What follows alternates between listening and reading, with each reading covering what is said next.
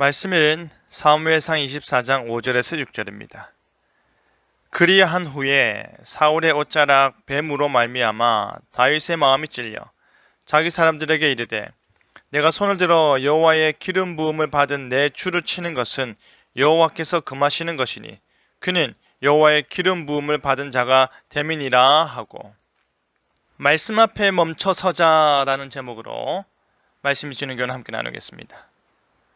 사울 왕은 여전히 다윗을 제거하는 일에 몰두하고 있습니다. 그의 생각도, 감정도, 의지도 오직 다윗 죽이기에 꽂혀 있습니다. 다윗을 향한 미움의 가시가 오히려 자신을 찌르고 그 증오의 독이 자신을 파괴하고 있다는 사실을 사울 왕은 알아채지 못하는 듯합니다. 사울은 다윗이 엔게디 광야에 있다고 보고를 받자마자 3,000명을 이끌고 추격하였습니다. 그러고 보면 미움과 증오의 힘도 대단한 것 같습니다. 막 전쟁을 치르고 돌아왔는데도 사울은 힘든지도 모르고 다윗에게 달려갑니다. 미움과 증오로 꽉 찬 마음은 하나님의 어떤 말씀도 받아들여지지 않는 것입니다. 그 마음은 지옥과 같을 것입니다. 사울의 무모한 질주를 멈출 수 있는 것은 용변을 해결해야 하는 그 본능뿐인 듯합니다. 사울이 용변을 보기 위해 굴에 들어갔습니다. 그런데 그 굴의 깊은 곳에 이미 다윗과 그의 동지들이 있었습니다. 다윗의 동지들은 사울을 죽일 기회가 왔다면서 쾌재를 불렀습니다. 다윗이 왕위에 오르고 자신들은 높은 자리를 차지하는 그 눈물겹게 흐뭇한 장면을 떠올리면서 말입니다. 이건 여호와의 뜻입니다. 여호와께서 주신 기회입니다. 그리고 출처를 알 수 없는 말을 하나님의 말씀이라고 우기면서 사울 왕을 죽이자고 합니다.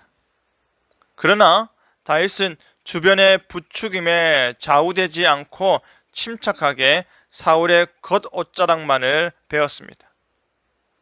어찌 보면 바보 같습니다. 그릇이 큰 사람임을 과시하려고 연극을 하는 것일 수도 있습니다. 하지만 우리는 다윗이 그런 선택을 한 이유를 압니다. 내가 손을 들어 여호와의 기름 부음을 받은 내 추를 치는 것은 여호와께서 금하시는 것이니라. 다윗은 하나님의 말씀을 적용하였습니다. 다윗은 사울 왕이 비록 자신을 죽이려 한다 할지라도 그 역시도 하나님의 기름 부음을 받은 사람이니 하나님께서 그를 해결해야 한다라는 그의 생각이었던 것입니다. 다윗의 마음에는 성령님이 개입할 수 있는 공간이 있었던 것입니다. 하나님의 말씀을 생각할 수 있는 중심이 있었던 것입니다. 하나님이 말리시면 포기할 수 있는 경외함이 있었던 것입니다. 욕망을 멈추게 하는 무엇인가를 보면 그 사람이 누구인지를 알 수 있는 것입니다. 우리 자신도 때로는 무모한 질주를 하기도 합니다.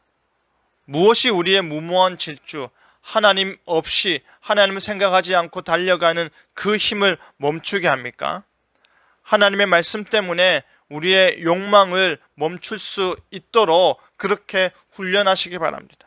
무모한 질주 본능이 우리 삶을 지배하게 될 때에 성령님께서 즉시 개입하셔서 우리를 하나님의 말씀 위에 서 있도록 기도하시길 바랍니다.